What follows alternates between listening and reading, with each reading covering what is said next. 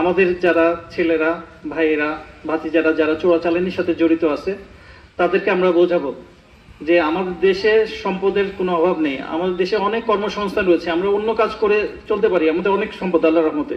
আমরা ওই দেশের কোনো জিনিস নিয়ে আসতে হবে এমন কোনো অর্থ নেই। ওই দেশের মাদক এনে বাংলাদেশের যুব সমাজকে আমরা নষ্ট করব না।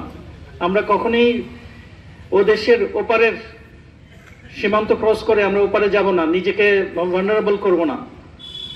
আমরা চাই না আমাদের কোনো জড়িত যারা সীমান্তের ওপারে চোরাচালানি করতে যায় তাদেরকে কাইন্ডলি বোঝাবেন। একটা লোক যদি ফেরত আসে সেটাই আমাদের আজকের দিনের সার্থকতা হবে।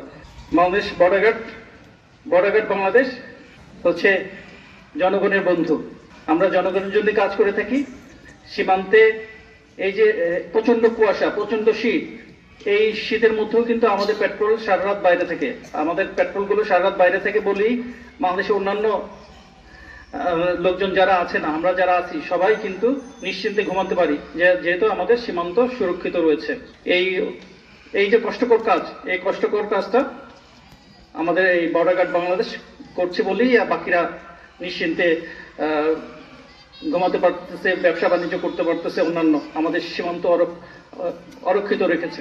বর্ডার গার্ড বাংলাদেশ আপনাদের পাশে সবসময় আছে, সবসময় থাকবে।